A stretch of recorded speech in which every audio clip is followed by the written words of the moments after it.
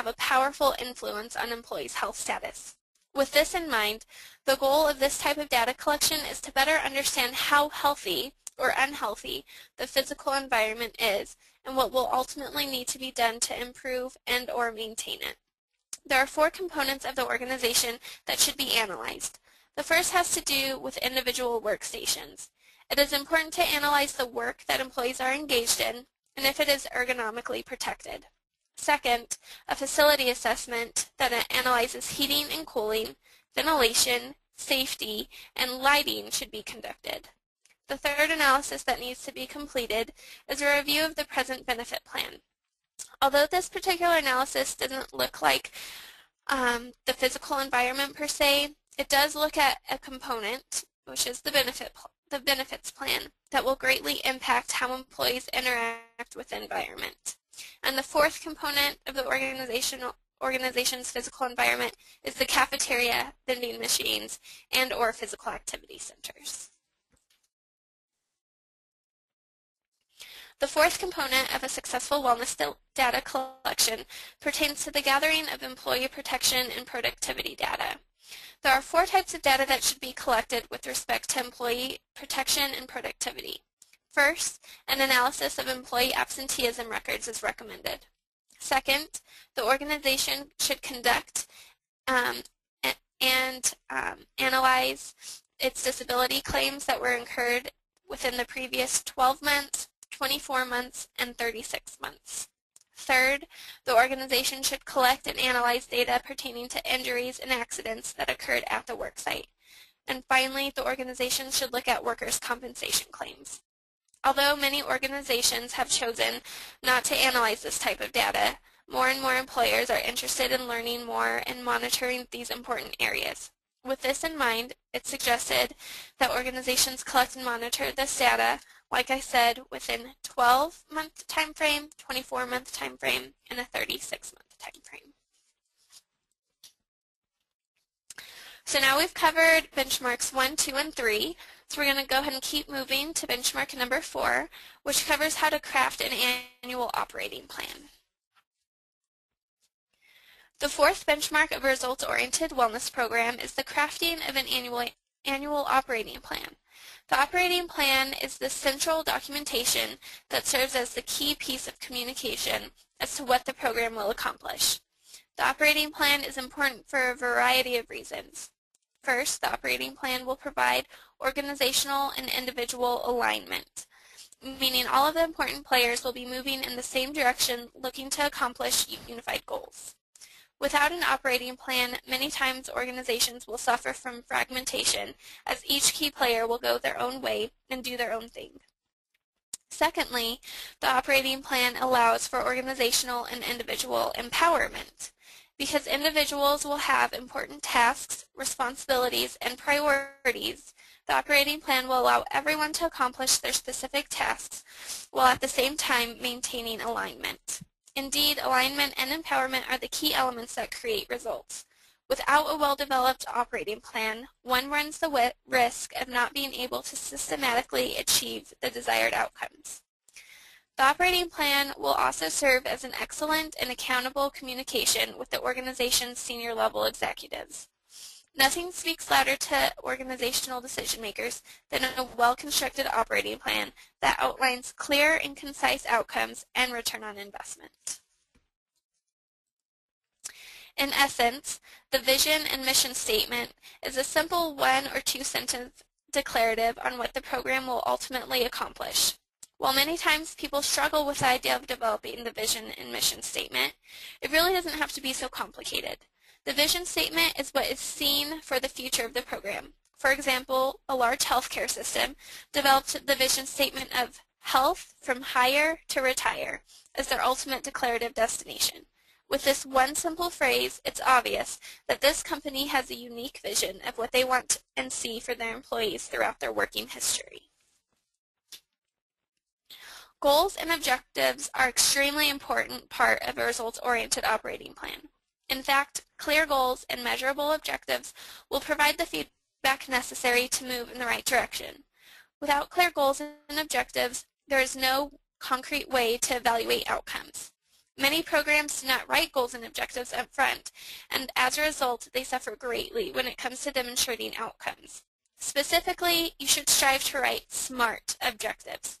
You want to be specific, measurable, achievable, relevant, and time-based. This leads me to timelines. It's important to declare specific timelines when things should get done. Timelines are absolutely important in any operating plan because they overtly state not only what needs to be accomplished, but also when it should be done. Timelines help to hold everyone accountable and provide an excellent measure for how the team is doing. Be warned, timelines are not difficult to write, but they are very challenging to meet. There's an art to setting timelines. Identifying the specific roles and responsibilities that the team members should play is the fourth critical part of a results-oriented operating plan.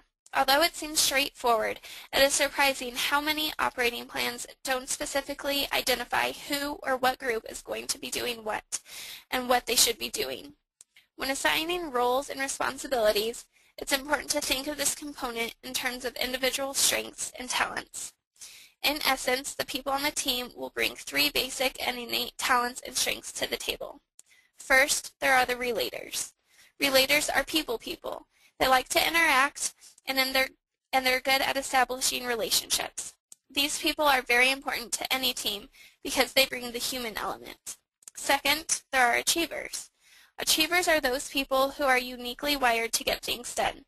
They like checklists and specific tasks and challenges. These kinds of people are critical to the success of teams because they keep the team on track in terms of getting things done.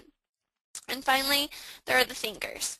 Thinkers are critical when it comes to tasks like analyzing data and thinking through the strategic ramifications of this kind of information. The bottom line is that roles and responsibilities should be aligned with individual strengths and talents. Align and empower individuals with roles and responsibilities that fit their unique strengths and talents. The itemized budget is the fifth component of a results-oriented wellness program. Although budgeting does not get most people excited, it is a very important stage of the planning process. It forces the team to think through what is feasible to invest in the wellness program and specifically what everything will cost. In addition to the costs associated with things like health risk appraisals, newsletters, brochures, and incentives, it's also important to think through what the softer costs will be. Softer costs include things like staff time, release time for employees to participate, and team strategic planning meetings.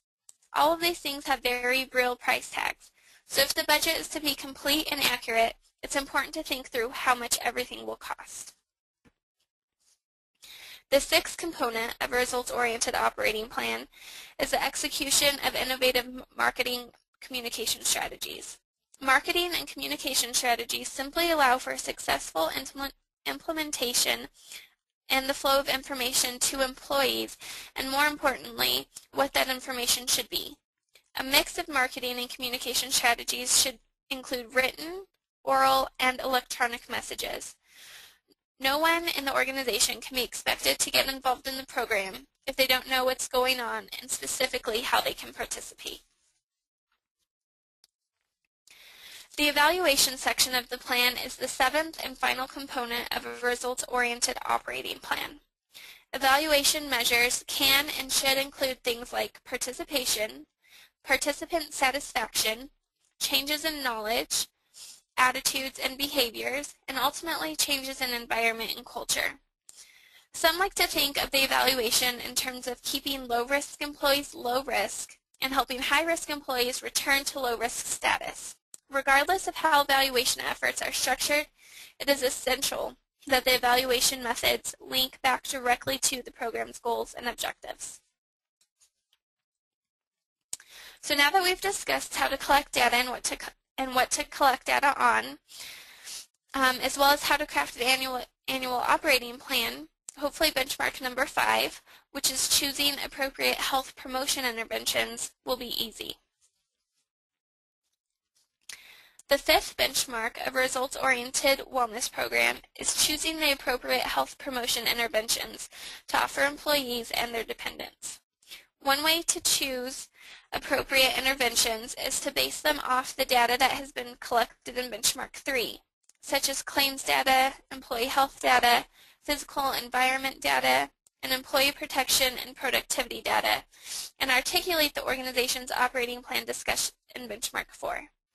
By offering programs that are consistent with what the organization needs and the employees are interested in, the health promotion interventions offered will be much more straightforward, rational, and effective. Potential programs that can and should be offered include, but are not limited to, physical activity, nutrition and weight management, smoking cessation, responsible alcohol use, stress management, medical self-care, financial management, and work and family balance. When it comes to choosing and offering the appropriate health promotion interventions for the employee population, there are several issues that should be considered in advance. These include what programs will be offered, how intensive the intervention will be. Will it just focus on awareness? Will it focus on education, behavior change, or cultural enhancement? How often the programs will be offered? Who the programs will be offered to? Will it just be offered to the employees, or will it be expanded and offered to spouses, dependents, and the retiree population? And what incentives will be used to increase participation? The initial issues of successful wellness programming pertain to the programs that will be offered to employees, the level of intensity at which they will be offered, and how frequently they'll be made available. As mentioned previously, program offerings can include a wide variety of health topics, so try not to limit yourself. How do you get into each wellness topic depends on the goal of the program. Is it the goal just to bring awareness to the employees? Is it to go a little further and educate them on a specific topic? Is it to bring about a behavior change, or is the ultimate goal of enhancing the wellness culture at the worksite? Ultimately, it's up to the organization to decide how intensive or non-intensive they would like their wellness program to be. Finally, the organization will need to decide how often it's feasible for them to offer this program. Is it monthly, quarterly, annually, or even every 24 months?